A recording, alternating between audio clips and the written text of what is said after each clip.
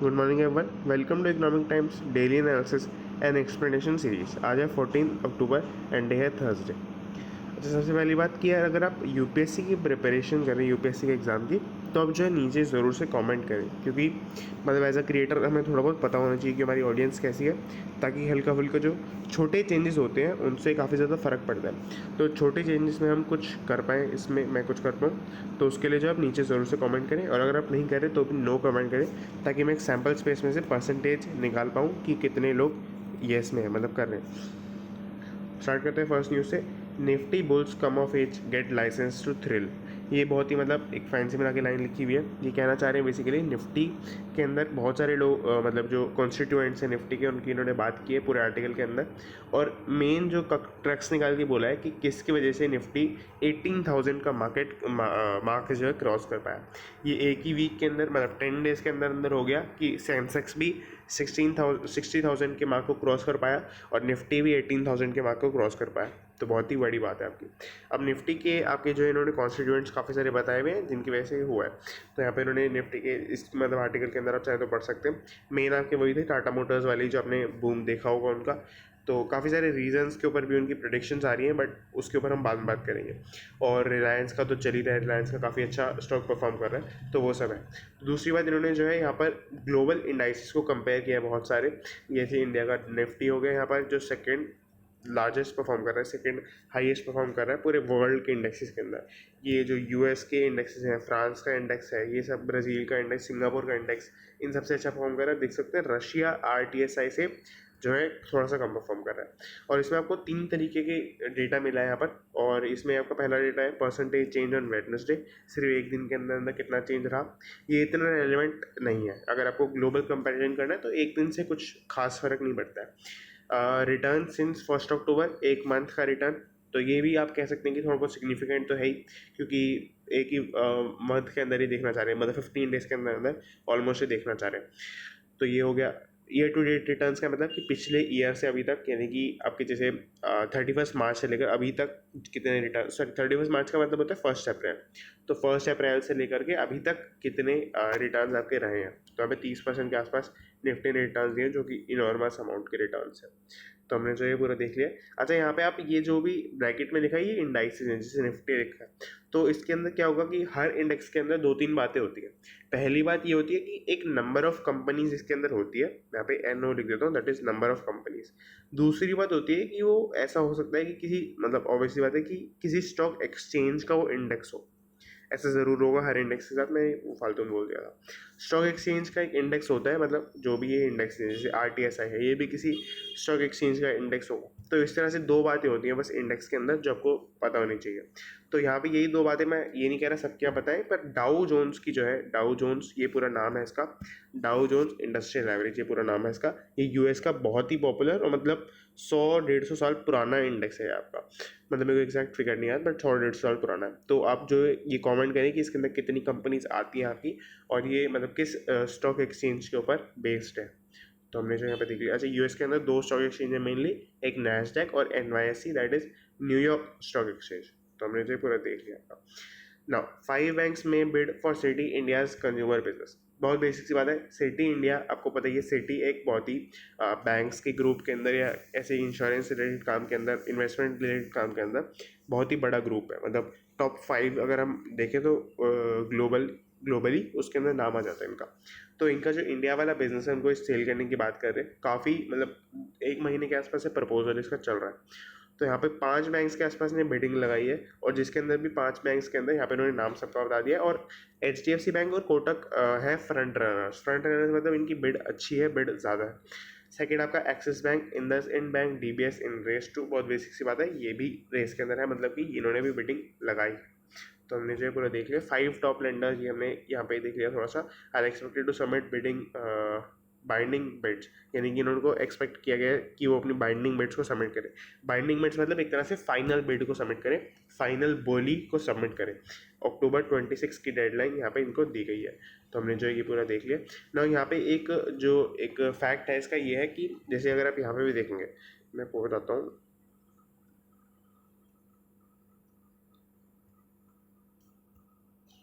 Sir मैं भी ढूंढ रहा था यहाँ पर, two of India's top 3 most valued private sector lender, ये प्राइवेट सेक्टर लेंडर्स लिखा है नीचे। तो यहाँ पे ये बात है कि ये HDFC बैंक और कोटक महिंद्रा बैंक ने जो है इन्होंने तो लगाई है बिडिंग, बट ICICI बैंक, मैंने यहाँ पे डेंजर का साइन लगाया, बट इन्होंने जो है बिडिंग नहीं लगाई है। तो ये मतलब काफ़ी ज़्यादा क्वेश्चनेबल सी बात है। हो सकता है कि इनको कोई इंटरेस्ट ना हो, बट इनके ही 2 कॉम्पिटिटर्स इतनी बड़े बिजनेस को अक्वायर करने की प्लानिंग कर रहे हैं, तो ऐसा नहीं हो सकता इनको कोई भी इंटरेस्ट ना हो, इनको लेना ही पड़ेगा इसके अंदर इंटरेस्ट। तो मेरे को ऐसा कोई भी आर्टिकल मिला नहीं टू बी फेयर जिसके अंदर ये बता रखा होगा कि ICICI बैंक का कुछ ऐसा पास्ट रहा है या कुछ ऐसा है लॉजिक है जिसकी वजह से मतलब ये नहीं बाय कर सकते सिटी इंडिया का बिजनेस। तो ये काफ़ी एक क्वेश्चन रेज करने वाली बात है कि क्यों नहीं करना चाहते, क्यों इसके अंदर इंटरेस्टेड नहीं है।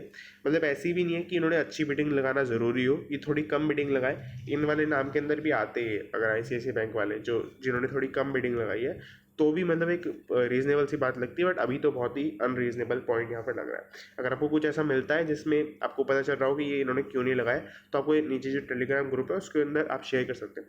और हाँ, दूसरी बात कि 450 के आसपास उसमें मेंबर्स हो चुके हैं और हमारे चैनल पे भी 1600 सब्सक्राइबर्स हो चुके हैं, तो थैंक यू फॉर दैट।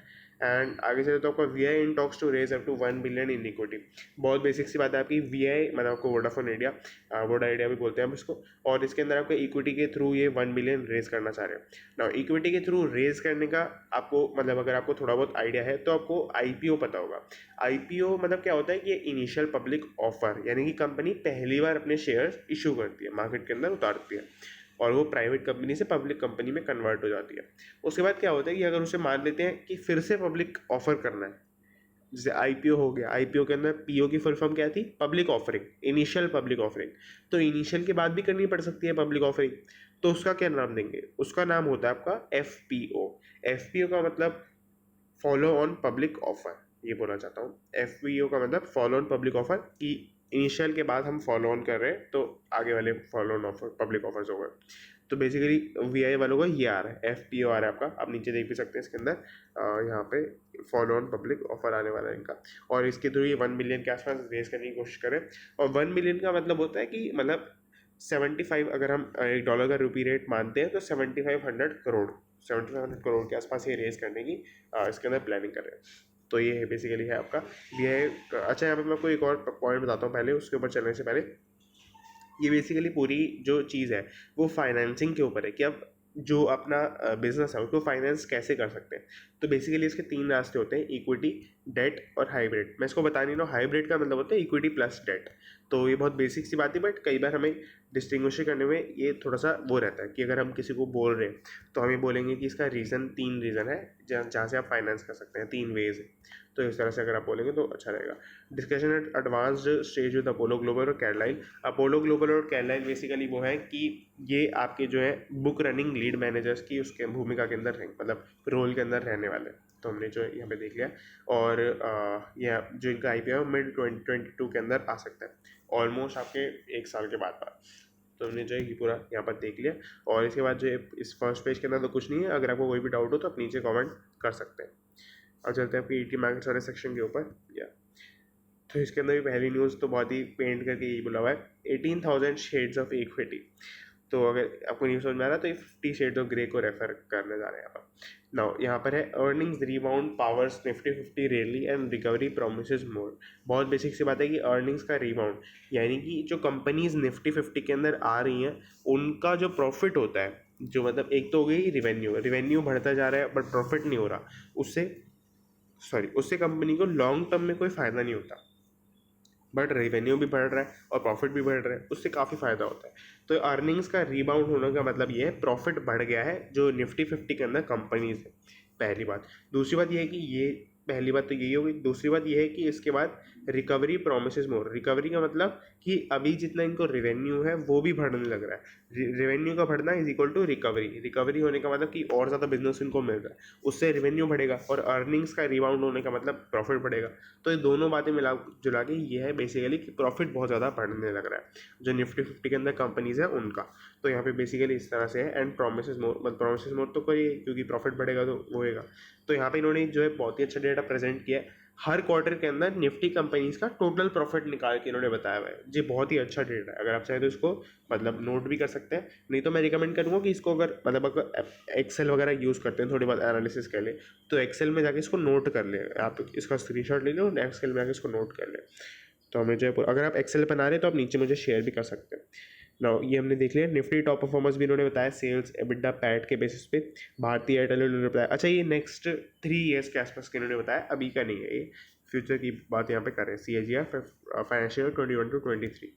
तो हमने जो है पूरा देख लिया, अगर आप उसमें कोई भी डाउट हो तो आप नीचे कमेंट कर सकते हैं।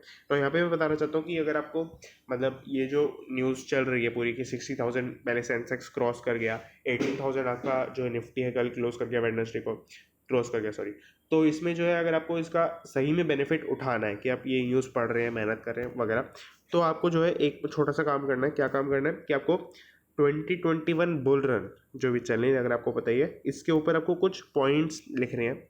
ऐसे पॉइंट्स होने चाहिए जो बहुत ही सिंपल लैंग्वेज के अंदर हो, पहली बात। दूसरी बात हो कि वो पूरे जो आप कह सकते हैं कि पिछले साल के स्टार्टिंग से ही आप कह सकते हैं ऑलमोस्ट जो इकोनॉमी की कंडीशंस रही उनको समराइज करते हुए और काफ़ी सारे अच्छे एनालिसिस वाले पॉइंट को लेकर के वो हो, यानी कि आपको एक समरी वाली चीज़ बनानी है 2021 बुल रन इस टॉपिक के ऊपर।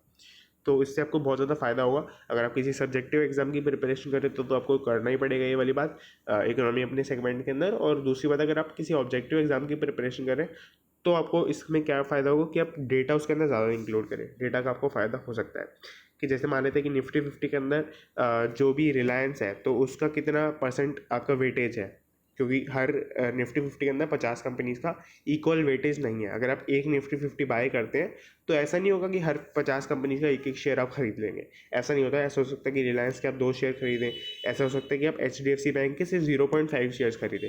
ये कैसे होगा कि ये आप मतलब जैसे आपके जैसे, ऐसा तो होगा नहीं कि एक ही लोग बाय कर रहे हैं निफ्टी को, 2-3 लोग बाय करेंगे, तो 2 लोग मिलके उनका एक ही शेयर वो कर देंगे, किसी के भी नाम पे कर देंगे। अगर कोई सेल करेगा तो उसको सेल करके वहाँ पे दे देंगे। तो हमने जो है इस तरह से पूरा देख लिया यहाँ पर। और इसके अलावा इस पूरे सेगमेंट के अंदर आज कोई न्यूज़ आई नहीं है, ये है पूरा, इसके अंदर भी कुछ नहीं है। Seeking upside but worried about the down side, बहुत बेसिक सी बात है आपकी, आपने यूट्यूब वगैरह पे देखा होगा कि क्या क्रैश आने वाला है, क्या मार्केट क्रैश आने वाला है। इससे रिलेटेड मैं आपको एक वीडियो दे दूंगा नीचे, वो मेरे ख्याल से उनके, अगर मेरे को नाम याद आ रहा है, फिनोलॉजी उनका उनके पेज का नाम है, उनके चैनल का भी नाम है, बट उनका जो असली नाम मतलब उन पर्सन का नाम है प्रांजल काबरा, शायद उसका नाम है। तो वो जो है काफ़ी अच्छी उन्होंने वीडियो बनाई है और मेरे ख्याल से शायद कल ही डाली है उन्होंने वीडियो। तो वो बेसिकली इसके ऊपर है कि मार्केट क्रैश करने वाला है क्या, नहीं करने वाला है क्या। जो पिछले टाइम पे बुल रन आए थे, 2007 के अंदर बुल रन था, .com बुल रन था, तो उन दोनों ही बुल रन के अंदर पर्टिकुलरली उन्होंने बताया कि कैसे आपके जो है मार्केट है वहाँ पे करेक्ट कब किया था। क्योंकि ऑब्वियसली बात है, अगर ऊपर जाता है मार्केट तो नीचे तो आएगा ही, बट कब आएगा, कितने एक्सटेंट तक आएगा, वो सब देखने के लिए आप नीचे एक वीडियो आपको मिलेगी, उसको आप देख सकते हैं। नॉर्मली स्मार्ट इन्वेस्टर का भी पेज थोड़ा कवर कर लेते हैं, क्योंकि 1-2 क्वेरीज भी आ रही थी इससे रिलेटेड। अच्छा, क्वेरीज तो खैर पहले आ रही थी, मैं फालतू में नहीं बोलता हूँ कुछ भी, क्वेरीज तो बहुत पहले आ रही थी, और अभी हम इसलिए कवर कर रहे हैं क्योंकि आज काफ़ी छोटी हो गई वीडियो, क्योंकि इसके ऊपर कोई न्यूज़ नहीं है। अगर आप देख लें, मैंने कुछ छोड़ा नहीं है, आपको इसके ऊपर कोई भी न्यूज़ मिलेगी ही नहीं। तो 2 पेजों के ऊपर अगर सेम न्यूज़ है, जैसे निफ्टी 18,000 क्रॉस कर गया, इतनी बड़े सेगमेंट के अंदर के लिखा हुआ है, और फर्स्ट पेज के अंदर भी था ये, तो ऑब्वियसली बात है इससे न्यूज़ थोड़ी कम हो जाती है। अब इसे स्टार्ट करते हैं। Upbeat guidance weak rupees bode well for big IT, बहुत बेसिक सी बात है बट बहुत ही थोड़ा कॉम्प्लेक्स करके लिखा हुआ है।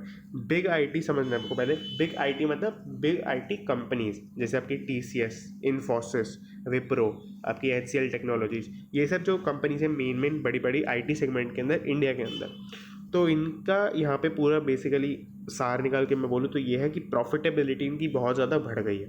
इसके बेसिकली यहाँ पे इन्होंने 2 रीज़न बताए हैं। पहला रीज़न इनका यहाँ मतलब इस हेडलाइन के अंदर ही आपको समझ में आ जाएगा 2 रीजंस।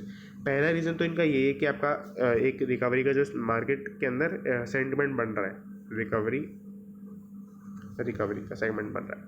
और दूसरी बात आपकी वीक रुपीज़ के मतलब क्या होता है, देखिए आप दोनों को समझने की कोशिश करिए। रिकवरी अगर आपको समझ में आ गया तो आप जो है मतलब फिर तो ठीक है। रिकवरी तो बहुत बेसिक सा पॉइंट है कि आपको जो है रिकवरी होने लग रही है, तो मार्केट के अंदर हर चीज़ बूम करने लग रही है थोड़ा थोड़ा, तो ये भी बूम करने लग रहा है, तो ये तो बहुत बेसिक सा पॉइंट है। ये आपको जो मेन पॉइंट समझना है वो वीक रुपीज़ वाला है। होता क्या है कि ये जो टेक कंपनीज है, आप ये मतलब खुद से थोड़ा इमेजिन करने की कोशिश करिए कि जो टेक कंपनीज है उनका मेन काम मतलब इंडिया के अंदर होगा कि बाहर होगा। ऑब्वियसली बात है बाहर होगा, टेक्नोलॉजी का सारा काम ऑलमोस्ट ज़्यादा से ज़्यादा बाहर हो रहा है, तो ये भी काम बाहर ही होगा आपका। तो इसकी वजह से क्या होता है कि इनका जो पेमेंट होता है या जो इनके क्लाइंट्स होते हैं वो बाहर वाले होते हैं, बाहर वाले, और बाहर वाले मतलब जो है मेजर क्लाइंट्स हैं वो यूएस से होते हैं, या फिर कम से कम जो यूएस से नहीं होते वो यूएस डॉलर्स के अंदर ही पेमेंट करते हैं। जो यूरोप वगैरह से लोग हैं वो यूएस डॉलर्स के अंदर ही पेमेंट करेंगे। तो इससे होगा क्या कि आपका, उनको अगर मान लेते हैं कि एक डॉलर आज के टाइम पे 75 को मान लेते हैं, और एक यूएस डॉलर अगले दिन मान लो तो हो जाता है लेट्स से पे 78 का हो जाता है। तो यहाँ पे हुआ क्या कि बेसिकली इसमें वो, ये आपको लग रहा होगा कि इससे रुपये की वैल्यू बढ़ गई, बट इससे दरअसल रुपये की वैल्यू कम हो रही है, क्योंकि आप समझने की कोशिश करिए कि आपको 75 रुपीज़ देने पड़ रहे थे पहले सिर्फ $1 के लिए, और अब आपको उसी $1 के लिए 78 रुपीज़ देने पड़ रहे हैं। तो एक तरह से मान लेते हैं ये प्राइस बढ़ गया रुपीज़ का, रुपीज़ में इन्फ्लेशन आ गया, तो इस तरह से बेसिकली है आपका। तो यानी कि मतलब इन डॉलर्स में इन्फ्लेशन आ गया, रुपये की वैल्यू कम हो गई आपकी। तो यहाँ पे होगा क्या कि उन्हें तो फ़र्क नहीं पड़ता यूएस वालों को, उनको तो उल्टा सस्ते में पड़ेगा। उनको तो मान लेते हैं कि उनकी डील हुई थी कि हमें 75,000 रुपीज़ चाहिए मान लेते हैं एक तरह से फॉर एग्जांपल। तो अब पहले उन्हें $100 देने पड़ते, अब उन्हें $100 से कम देने पड़ेंगे, 75,000 अपॉन में 78 सिर्फ देने पड़ेंगे, तो वो 100 से ऑब्वियसली कम आएगा। तो हमने जो है पूरा देख लिया, और इसकी वजह से हुआ क्या कि आपके रुपी के वीक होने की वजह से, रुपी एक्चुअल में बढ़ा है यहाँ पर रुपी वीक हुआ है, इससे मैंने आपको बताया क्यों हुआ है वीक। तो रुपी के वीक होने की वजह से जो है इन कंपनीज को प्रॉफिट हुआ। क्यों हुआ? क्योंकि सेंस ये सस्ता हो गया, इनकी सर्विस सस्ती हो गई। तो ऑब्वियसली बात है कि किसी भी चीज़ का प्राइस नीचे जाता है तो उसकी डिमांड एक अगर अच्छी क्वालिटी का है वो तो बढ़ती है। तो हमने जो है पूरा देख लिया वीक रुपीज़ के होने की वजह से, इसलिए उनको फ़ायदा हुआ क्योंकि वीक रुपीज़ मतलब उनके जो क्लाइंट्स हैं वो इंटरनेशनल क्लाइंट्स हैं। तो अगर आपको ये समझ में आ गया तो आप नीचे जाके मतलब कमेंट करें, आपको अच्छा लगा हो तो नीचे आप बताएं। तो हमने जो पूरा देख लिया ट्रेंड इन रिपोर्टेड डॉलर रेवेन्यू। बहुत बेसिक सी बात है, डॉलर रेवेन्यू का मतलब होता है कि बाहर के क्लाइंट्स इनको कितना आया है यहाँ पर। तो ये इन्होंने बता रखा है अच्छे से कि आपके मार्च क्वार्टर के अंदर, आपके जून क्वार्टर के अंदर, सितंबर क्वार्टर के अंदर, इस साल के जो क्वार्टर्स हैं आपके 3, मतलब जो पिछले साल का 1 और इस साल के 2 क्वार्टर्स, तो इनका इन्होंने ईयर ऑन ईयर मतलब क्वार्टर ऑन क्वार्टर कंपैरिजन कर रखा है। सबसे ज़्यादा बूम ये आपके कौन सी विप्रो का सबसे ज़्यादा बूम रहा है यहाँ पर 12.2% सब जून क्वार्टर के अंदर। तो इस तरह से बेसिकली है पूरा डेटा। आगे चले तो आपका motor cover financial year 2022 premium income में ग्रो बाय 6 to 8%। बहुत बेसिक सी बात है आपकी कि आपके पिछले साल के अंदर फाइनेंशियल 2022 के अंदर, अच्छा पिछले साल मतलब इसी साल के जो अभी बाकी के मंथ्स रहे हैं, पिछले महीनों के अंदर मैं कहना चाह रहा हूँ। तो पिछले महीनों के अंदर 2 चीज़ें हुई हैं यहाँ पर। ऑटो सेल्स में बहुत ज़्यादा बूम आया, किसी को नहीं लग रहा था ऑटो सेल्स के अंदर बूम आएगा, बट होता क्या कि किसी को नहीं लग रहा होता सेल्स के अंदर बूम आएगा, तो प्राइजेस नीचे चले जाते हैं। प्राइजेस नीचे चले जाने की वजह से आपका बूम आ जाता है। तो यही बेसिकली काफ़ी सारी इंडस्ट्रीज़ के अंदर पिछले टाइम पे हुआ है। तो ऑटो सेल्स बढ़ गई। ऑटो सेल्स की वजह से क्या हुआ, अब क्या हुआ है कि ऑटो सेल्स आपको पता ही है, अगर आप कार वगैरह ओन करते हैं तो व्हीकल इंश्योरेंस जो है वो आपकी कंपलसरी है। तो व्हीकल इंश्योरेंस कंपलसरी होने की वजह से डायरेक्ट इम्पैक्ट पड़ेगा इंश्योरेंस प्रोवाइडर पे। इंश्योरेंस प्रोवाइडर की ही बात इस न्यूज़ के अंदर की जा रही है। क्या न्यूज़ की जा रही है कि मोटर कवर जो है वो राइज़ कर गए बेसिकली, कि बहुत ज़्यादा प्रीमियम इनकम इनकी जो है वो इंक्रीज़ करने वाली है 6 to 8% से फाइनेंशियल 2022 के अंदर। ये पूरी स्टेटमेंट आपकी, ये किसने दी है? ये आपकी केयर रेटिंग्स उन्होंने दी है। केयर रेटिंग्स मतलब ये बेसिकली एक ऑर्गेनाइजेशन है जो क्रेडिट रेटिंग एजेंसी है प्राइमरीली। क्रेडिट रेटिंग एजेंसी मतलब कि माने तो मैंने आपको पहले सेम एग्जांपल दिया है शायद, अगर आपके सामने रिलायंस और किंगफिशर आ जाते हैं और अगर आपको मान लेते कि रिलायंस वाले दे रहे हैं 10% इंटरेस्ट दे रहे हैं आपको आपके पैसे के ऊपर, और मान लेते किंगफिशर वाले 20% दे रहे हैं, तो आप किसको अपना पैसा देना प्रेफर करेंगे? तो बेसिकली इस तरह से आप यहाँ पे तो चूज़ कर सकते हैं। आप मान लेते रिलायंस के साथ जाएंगे, तो मान लेते आपको वैसे रिलायंस और टाटा आ गए, और रिलायंस 10% दे रहा है, टाटा भी 10% दे रहा है। तो मान लेते केयर वालों ने बोला कि नहीं नहीं रिलायंस अच्छा नहीं है, टाटा अच्छा है, तो फिर आप टाटा को दे देंगे। तो इस तरह से बेसिकली क्रेडिट रेटिंग एजेंसी है कि आप किसको अपना डेट दें उसको आपको गाइड करते हैं। और इन्होंने बोला है, उनकी स्टेटमेंट ये वाली है दरअसल, तो आप इसको भी ज़रूर से पढ़ लें। Motor insurance business is set to rise in financial 2022 helped by increase in personal mobility। मतलब पर्सनल मोबिलिटी मतलब कि पर्सनल व्हीकल्स ज़्यादा बिक गए, तो इससे मतलब ये कि पब्लिक व्हीकल्स लोग यूज़ नहीं कर रहे, वो सब चीज़ें हैं। And as the economic recovery gets here gathers momentum sorry. तो हमने जो यहाँ पे पूरा देख लिया, बहुत बेसिक सी बात आपकी। द रेटिंग एजेंसी इन्होंने बोल भी दिया, ये क्रेडिट रेटिंग एजेंसी आपकी केयर वाली। तो ये हमने जो पूरा देख लिया। अगर आपको इसमें कोई भी डाउट हो तो आप नीचे कमेंट कर सकते हैं।